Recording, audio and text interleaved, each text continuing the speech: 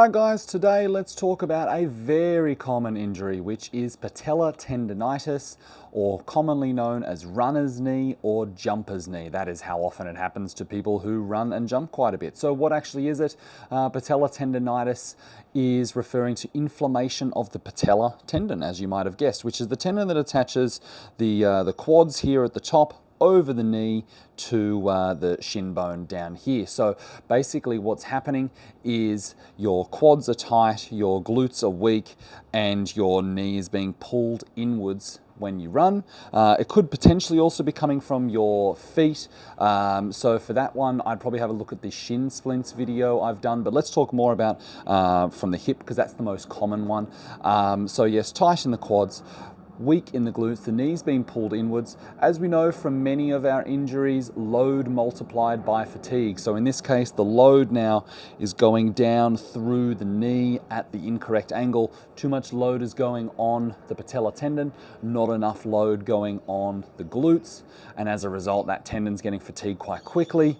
He's getting angry and he's getting mad and he's getting inflamed and sore. And that's what you're feeling now, is inflammation of that patella tendon. So as you can tell, yes, we are tight on the quads and the internal rotators. We are weak on the glutes and the external rotators. So in this video, let's go through some exercises that we can do to stretch our tight ones and strengthen our weak ones. Let's get started. Our most common and probably most important stretch that you should do is your good old-fashioned quad stretch. This is also known as the couch stretch. I'm using a gym bench, but you just want something that is about butt height if you're kneeling on the floor. You can see I've got my foot hooked on that there. Now, from here, what's very important for any quad or hip flexor stretch is that we tighten our butt, tuck our butt in underneath, get that pelvis tilting up towards your head, get that tension on, and then we move forward into the stretch. Now, you're not going to be able to move anywhere near as far because that hip is engaging on that hip flexor and keeping that tight at one end. Obviously, the knee is pulling the hip flexor, the quad at the other end. So we're not going to get very far, but we're going to hold it for about 3 to 5 minutes. So as that 3 to 5 minutes progresses, it'll get slightly easier. You'll be able to get a little bit further. You'll also be able to get one arm up. Now for this stretch, I've got my right knee down. I have my right arm up. The reason for that is then as that hip starts to open up as well, I can lean over the side, over the front knee side. So right arm leaning over to the left. This allows me to get a little bit of that outer hip, that TFL as well, which is important for not pulling in your knee as much. That's an internal rotator. So from here, we're moving over the 3 minutes. We're getting further and further forward. That's your static hold. You can also just do a mobilization in this same position, going forwards into one angle, going forwards, going sideways, just changing around. You can even just go one hand on the floor, rotating around, getting that hip nice and open. I'd recommend doing this one after you have done your long, slow hold. Next, we have the hurdler's stretch. So in this pose, we're going to imitate the position of a hurdler, which is I've got one leg out straight, one leg tucked in underneath. And then as you can see, I'm going to create a nice long line from this knee up to my shoulder. So I'm stretching the quad through here, and I'm also rotating slightly to get a little bit of that TFL, that outer hip. You keep hearing me say TFL. That's the muscle that pulls our knee inwards. Okay, so when he's tight, our knee's going to come in more. So what I want to try and do here, knee down, don't allow that knee to come up, upper body down, and push with the glutes. I'm squeezing my right glute here and rotating ever so slightly. So it's quad and it's outer hip. If that starts to become easy, you can come down further, lying down flat, and even getting both hands behind your head. That's what we're aspiring to. But if you do have patella tendon pain, chances are those quads are going to be pretty tight and you might not be able to get down there. Just go to the height that works for you. It might still be up on your hands, level 1, elbow level 2, flat level 3. Just see where you're at first. Okay, we've said the words TFL quite a lot. TFL actually stands for tensor fascia latae. The key word is fascia, which is a really thick binding sort of material that holds your muscles together. So he's on the outside of your hip and pulls that knee inwards. So let's do one specifically for that TFL, which is actually really hard to get into. Let's get into a 90-90 pose. So it's similar to the hurdle, but it's more hip rotation. So less quad, more TFL. From here, as you can see, both knees are bent 90 degrees. I can hang out here and I can lean back. So it's similar, but more TFL. If you want to hold that one, 3 to 5 minutes. Then we've got our mobilization going side to side. So you can see the feet don't move, the knees are rotating. So I'm just trying to open up one hip, open up the other hip, open up one hip, open up the second hip. I have my hands behind my back, just providing a bit of support. If you can do that without too much trouble, you can also come up and do it as a strength exercise. Remember, one of the main reasons our muscles get tight is because they are weak. So if the TFL is weak and overworked, he will then tighten up to try and desperately hang on. So here is your second exercise.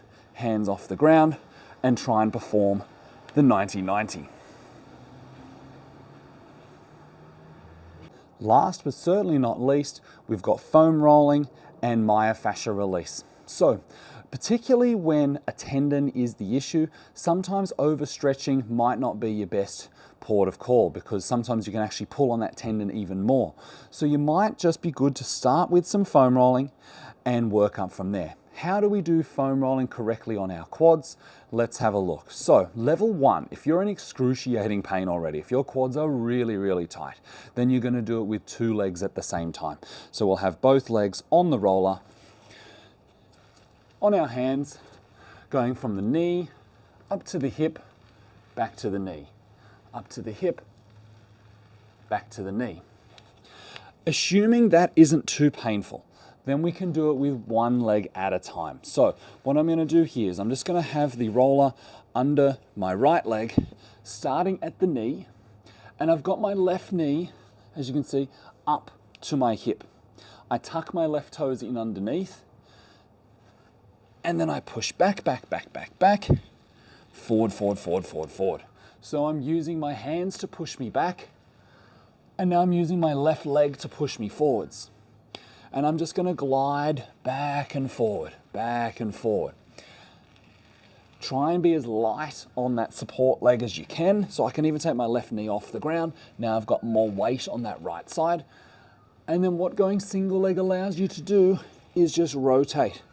Your quad is actually 4 different muscles, hence the term quadricep.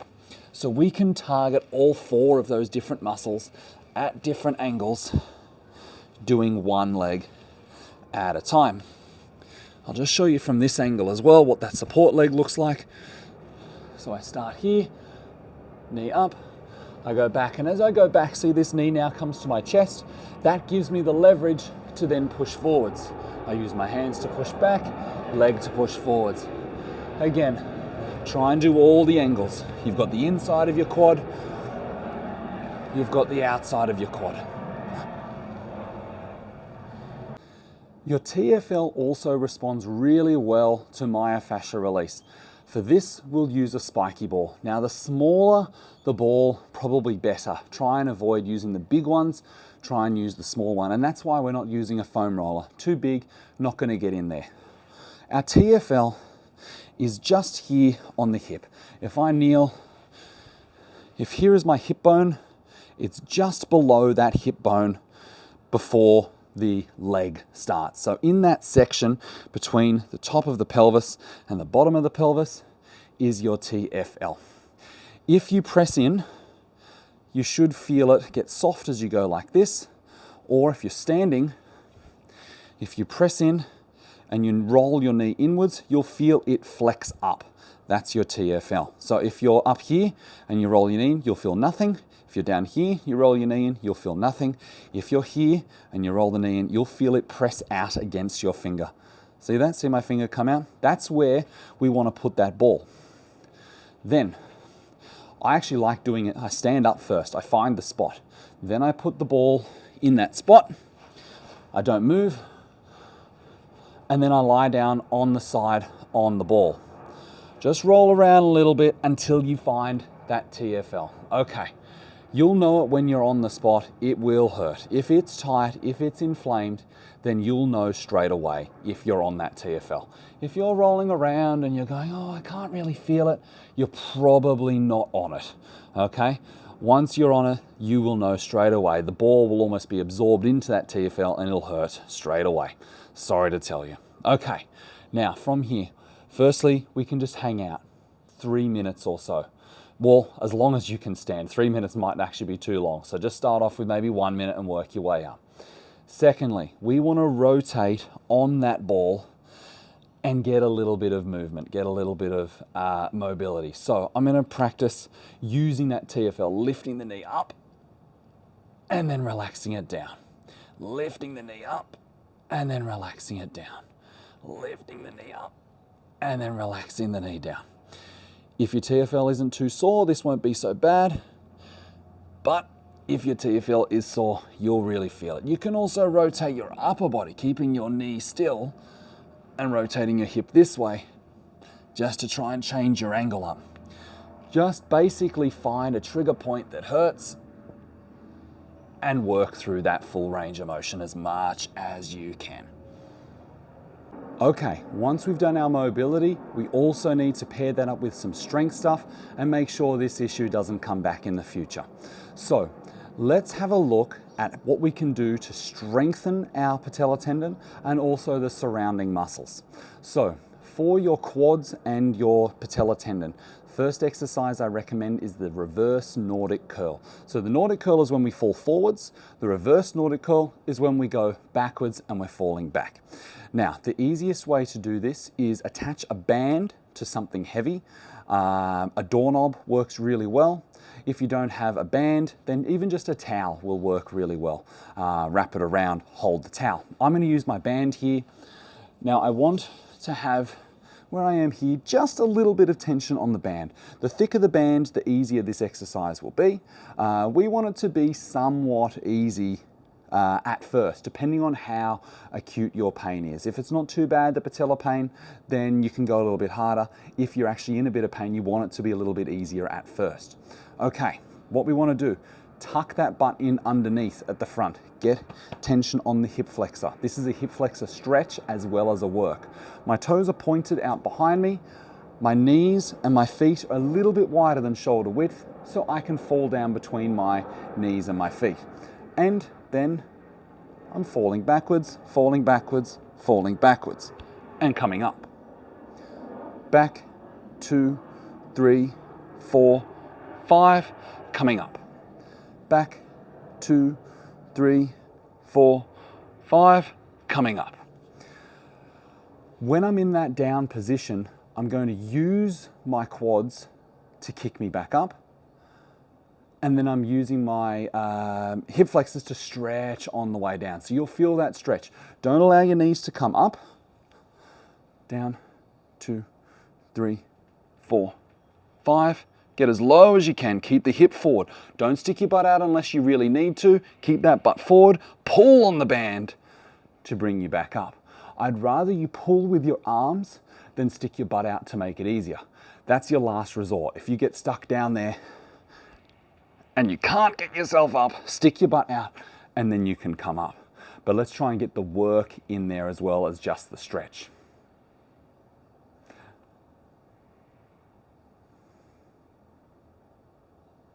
For this one, you want to do 10 reps, 5 seconds down, 1 second back up. So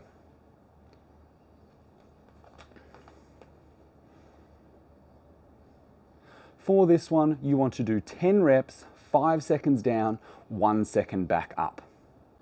Next, we have the touch and drive. So this is a VMO exercise. The VMO is the part of the quad here on the inside, and we're trying to stabilize the knee. So we're going to go down, touch, and then drive and hold. So this works the glute in the stabilizing position.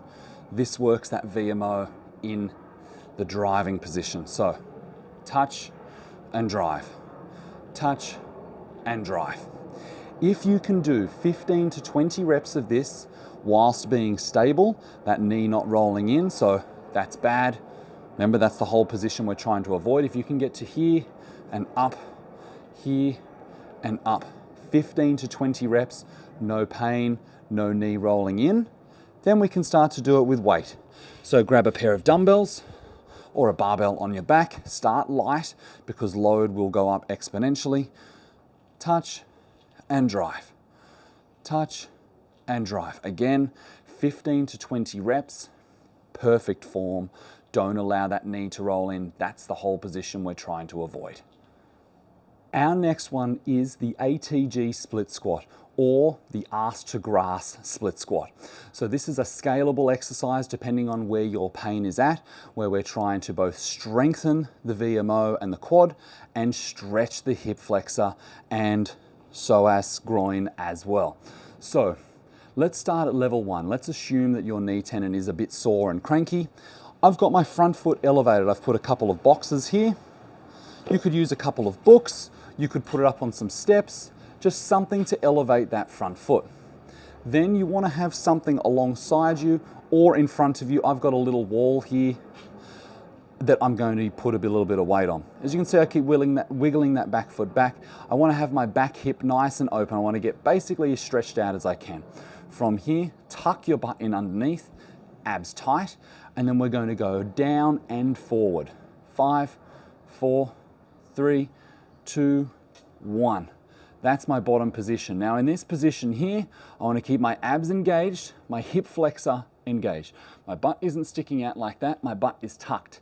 While I'm here, I feel that hip flexor, and I also feel that psoas, that inside into the groin, even the adductor as well, pulling the muscle that normally pulls that knee in. He's now stretching, holding me in this position. I've got my hand on the wall, I can push myself out. 5, 4, 3, 2, 1, push myself out. 5, 4, 3, 2, long hip, push myself out. Ride the escalator, not riding an elevator. Okay, we're not going straight down, we're going down and forward, pushing ourselves out. Level 2, don't push yourself off, just use your legs. Level 3, slowly remove some of this step, get yourself a bit lower to the floor, down, down, down, down, down, and then finally, not using a step at all, front foot, hip flexor, slow, 2, 4, 5. External rotation is next. Standard exercise is the crab walk. So let's place that band on your ankles. Take your feet slightly wider than shoulder width, toes straight ahead, knees externally rotated, heels apart. Leading with the heels, little steps, little steps, little steps, little steps. Go in the other direction. Heels apart, that's the most important part. A lot of people, as they get tired, they go this, which is actually just jacking up those hip flexors, okay?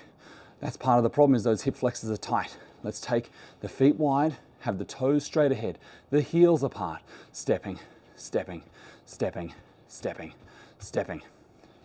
For this one, about a minute. If you can last a minute, staying in perfect form with those glutes switched on, then go to a heavier band, or at least take your feet wider apart. The opposite of stretching the TFL is now working it and then working the external rotator of the glute to create glute and hip stability. So let's do a side plank clam. Let's start. Level 1 is here.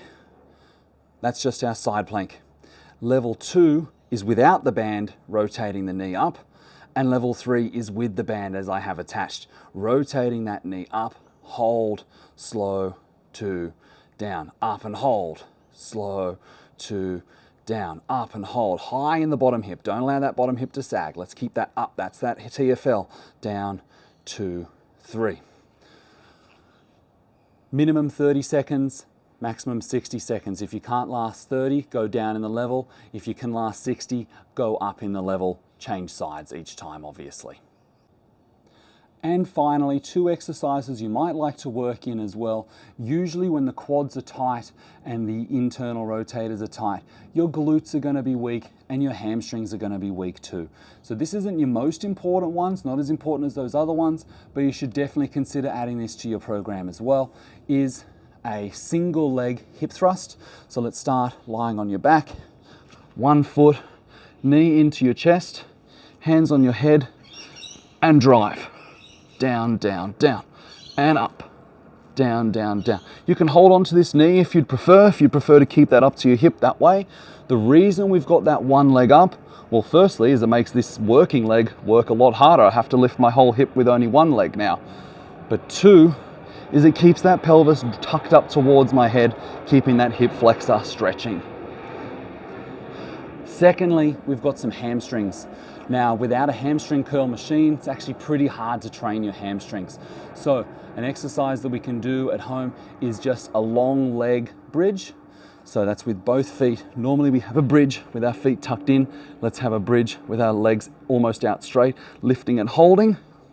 I feel those hamstrings firing up straight away, digging those heels in towards my head, breathing, breathing, minimum 30 seconds up to a minute. And the second one is a walkout. So I start up in a bridge, I hold in the bridge, I walk out, I walk out, I walk back from the side. I start up in the bridge, I walk out, I walk out, I walk back, I walk back. Patella tendonitis is a chronic injury that affects many, many people, even if you're not doing a lot of running. I know it's called runner's knee, doesn't always just affect runners. It's usually just because tight quads, tight internal rotators, weak glutes, weak hamstrings, weak external rotators. Very, very common injury for anyone in any stage of their exercise regime. If you get onto it nice and quickly, if you can do those stretches every single day and those strength work every second day, you should see good improvements within about 2 to 4 weeks. Give it a bit of time and that patella tendonitis should go away and you should be able to get back to running the way you were, pain-free, before too long at all. Good luck, guys. See you soon.